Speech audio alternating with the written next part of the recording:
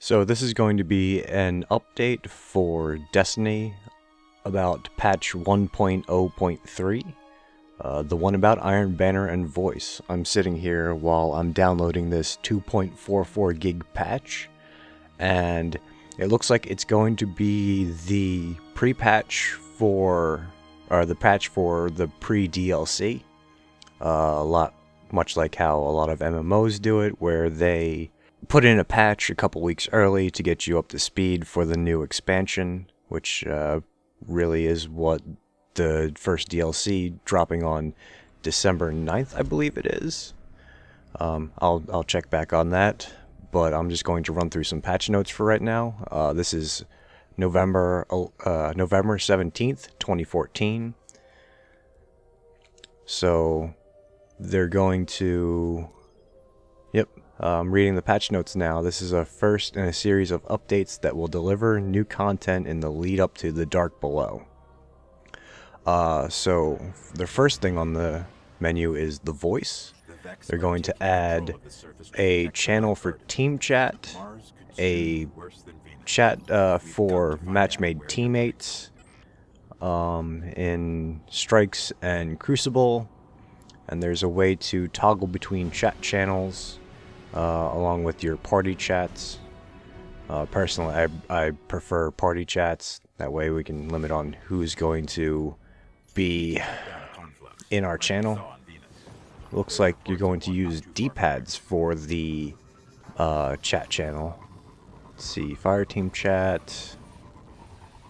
Okay, so after doing a little reading up on this, it looks like you're going to use the center. It's going to use the whatever button you use to bring up Dinklebot, and then you push left or right on the D-pad to signify which chat you want to go into. You got a strike team chat and a fire team chat, so it looks like it's going to give a little bit more viability for social gaming, social voice. That's neat. That's really all I have to say about the voice feature that's going to be added, or that is being added right now. As far as classes, they're fixing issues, small issues with melee. Sometimes I guess there would be teleports through other players when two melees were being performed. Blink Strike wasn't working right, where it would cause crash damage instead of melee damage, whatever that means. And apparently there was a issue with Warlock bonds dismantling into plasteel plating, which is weird. I've never run into that, and I play a Warlock as my main, so that's interesting. Not a whole lot of changes to the classes. For the weapons, reduced camera shake when being hit with explosives. That's neither here nor there. I didn't really notice that much of a problem with it when I was playing. As far as weapon perks, Clown Cartridge is replacing other perks in the shotgun tree upgrade. I'm not entirely sure what Clown Cartridge does, but let me check it out. Okay, so Clown Cartridge has a chance to increase the magazine size of your next magazine after a reload. So every reload has a 25% chance of a 20% magazine bonus. That's pretty cool. Depends on what... this is for shotguns, so it depends on what it's going to replace. If it's going to replace something more useful, I don't know. I don't really use shotguns, so I can't really speak too much on this. Not even in Crucible. I use fusion rifles in Crucible. I just prefer it. Another perk for weapons is Headseeker. They're fixing an issue with bonus precision damage, where it would not get applied for this perk. That's okay. It's a nice fix. Still waiting on the exotic weapon bounty weapons to actually be buffed, because they're terrible right now. I'd rather go with a legendary and sometimes even a blue over a lot of the exotic weapon bounties. It just takes up a bounty slot. continuing on, for activities in the missions, Buried City, they're fixing an exploit that would clear all enemies from Clovis Bray on Mars. I don't know what that one was. I generally don't use exploits, but they're fixing that one. Maybe look it up and see what it was. Strikes, Winter's Run, they're fixing the exploit zone on Axer. I guess they're fixing the place to hide underneath the bridge, or underneath the platform, where you can just hide in there, nothing can come in and melee you. 6 1/2 dozen the other. I never really used it because, well, do it right or don't do it at all. Difficulty will scale for 3-player, will scale less for 3-player fire teams, making strikes less deadly for them. I don't know what that means. Difficulty will scale less for 3-player fire teams. Whatever. Not that I really felt strikes were all that difficult to begin with, unless it was the weekly or the nightfall. They can get pretty tough depending on which boss you're running into, like Fogoth or Axer. With heroics, they're fixing an issue where engrams earned during the daily and weekly activities were not displayed in the post-game report. Okay, I've seen that. That's an issue that needed to be fixed, because you'd have like the 4 slots, and like you'd have the last 2 slots would have nothing, and then you get back out to orbit, and then suddenly they'd appear. At least we were getting them. At least I was getting them. I don't know about anybody else. This is not a big problem that I've been hearing about. They're fixing things with Iron Banner. A level 20 or above must be able to lead a Iron Banner fire team. Below 20 can only accompany. Above 20, Lord Saladin now has 5 rep ranks instead of 3. New features, tempered buff and reforging. Not entirely sure what those entail. I haven't been really into the Crucible scene lately. I've just been playing the PvE stuff. For cinematics, they're fixing issues with synchronization in various languages for subtitles. Okay, so should have been fixed really early on. Doesn't sound like it's all that hard of an issue to fix. Moving on to destinations. They're fixing an issue in which the Vex Cyclops and Hive Shrieker health bars would not update properly. Reduce the number of stealth sword vandals that spawn in the basement of the terrestrial complex on lower difficulties. I can see that, because stealth bitches are kind of annoying. Public events, this is a big one. Public events occur 10 to 15% more frequently in all public spaces. That's pretty good.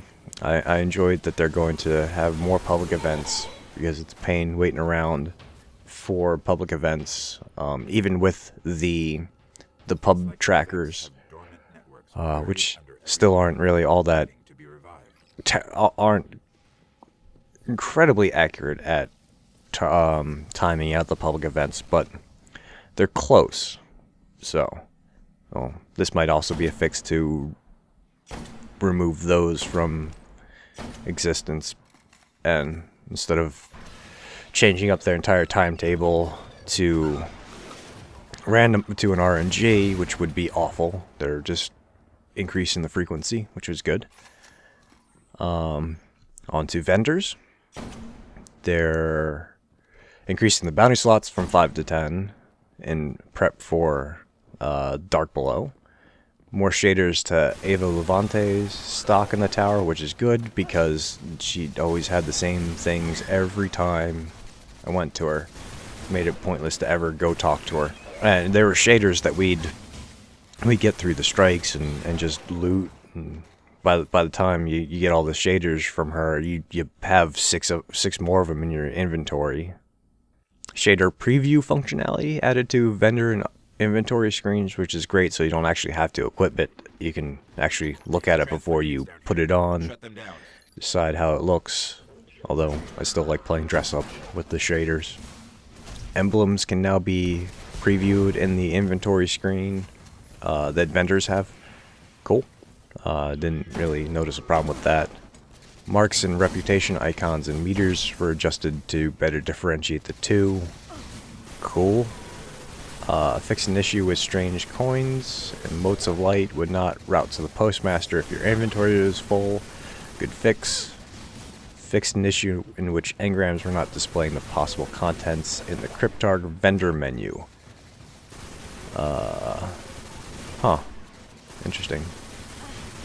Fixed an issue in which players did not receive bounty or mission credit when assisting in the killing of a walker of Cyclops. I've run into that problem personally, where I'd have the bounty and I'd assist on a walker kill, but if I didn't get the killing blow, I wouldn't get credit for it. Finally, and that's been happening since, well, the bounties first started popping up to get. It took them that long to fix that. Thanks, Bungie. Fixed a lot of other things that we've been having problems with since the launch of the game. That'd be great. Armor stat upgrades. Upgrade potentials added to item compare. That is fantastic, because I don't know whether or not I'm going to get a better light bonus out of things or a better ending stat bonus. That should have been in there since a long time ago. Especially when you can upgrade gear. I want to see the final upgrade potential of an item, so I can actually compare it instead of wasting all the time. The ascendant materials, the collectible materials. It's a pain, and if it doesn't turn out to be better, or if it's a side grade or a downgrade, it makes it pointless, and I wasted a whole bunch of time. Finally, you fix that. A lot of PvP stuff. Just a quick go through. Revive scoring. Fixed an exploit for revive scoring, so you can't just farm revive scoring. They balanced the drop in, drop out of Crucible matchmaking. They're adjusting the join in progress settings for all playlists to minimize long periods of unbalanced teams. Good fix. Added new functionality to match pre-formed fire teams against each other. I want to see how that works. So if we can actually matchmake against... I wonder if it's going to be a random fire team, or just you can actually match against another fire team. This will slowly roll out to playlists over time, but start with the 3v3s. In 3v3s, fire teams of 2 or more players will match together more frequently. In 6v6, fire teams of 4 or more players will match together more frequently. Okay, so it's going to be a fire team against a random fire team, which is beneficial, so you don't get a pug group running into a pre-made. That's always a problem. Medals won't be beat now triggers correctly when a team wins a game after coming back from a 500-point losing deficit. Mark of the Unbroken no longer requires a minimum player count. Sum of all tiers no longer requires a minimum player count. Sum of all tiers should now trigger consistently. Maps, they're doing a lot of fixes to rebalance maps for game types, removing some exploit spots where you can get up there where you can't really get at the other player, like high sniper points. Yeah, it looks like it's just a bunch of fixes for Crucible to balance the maps. Now onto the HUD. They're improving readability of recharge states for grenades and melee. Improved motion tracker radar. Improved the look of revive waypoint and last man standing. I don't know what that means. Added skull modifier descriptions to the navigation mode screen. Cool. Fixed an issue in which names of down teammates did not always display on screen. That was an issue because we didn't know if people were down sometimes, and sometimes you don't get the prompt. So they'll be dead for 20 seconds before you hear Guardian down. It was getting kind of bad. Hopefully this will fix some things. And the only way to figure out if a player was down was for them to call out over chat, because it was way more reliable than them relying on the in-game notifications. Some changes coming to the Orbit. Destiny version, the version number is added to the login screen. Okay. Added dialogue imagery for various events. Whatever. Fixed an issue in which new items available from the special orders vendor would not show up in the message count in the director. Okay. Fixed an issue in which a PlayStation Plus dialogue was mistakenly shown when selecting a specific PvP activity. Okay. Added countdown timers for weekly special events. Cool. That's helpful. That is very beneficial to actually having timers on events. Thank you. Finally, you understand, like, we need to know these numbers. Various issues with director animations. Didn't see a whole lot of problems with that in my play, so can't really speak on that. Fixed an issue in which player inventory screen would sometimes close during certain parts of the spaceflight sequence. Knew that. I'd experienced that the entire time, because like I'd go out into orbit, want to go to a destination, find out what the destination is, and then want to change my loadout. And it just, every time I brought up the inventory screen, it just closed back out and closed back out. And by the time I could actually open it, I wouldn't be there until on the surface, and then it would glitch, and I'd have 0 ammo for whatever I was switching to. Finally fixed that. Thanks. Added the post-game Carnage report for the previous games during matchmaking search. Okay, that's cool. So you can actually like look at your progress from the previous game when you're matchmaking. Great. Onto menus. Fixed an issue in which cursor speed in 4.3 and PAL was not consistent. Always a good idea to make sure your cursor speed is consistent. Jumpy cursors are the devil, or work of the devil. Roster, network connection quality indicators now added to the roster. New icons added to the scoreboard and roster to indicate voice problems due to connection issues, NAT issues. Added support for direct fireteam joins from the roster on the Xbox One. Yay. Fix for inventory. Updated spin metal, relic iron, and helium filament icons to better resemble in-game visuals. What? Was that really a problem? I don't know. Fixed and updated several inventory icons. Fixed and updated several talent tree icons. Not huge. I'm not entirely sure. I read everything anyways, so whatever. Audio. Improved audio cues for sticking others and being stuck with certain grenades. Good. Fixed an audio cues. Just a lot of audio cues fixing.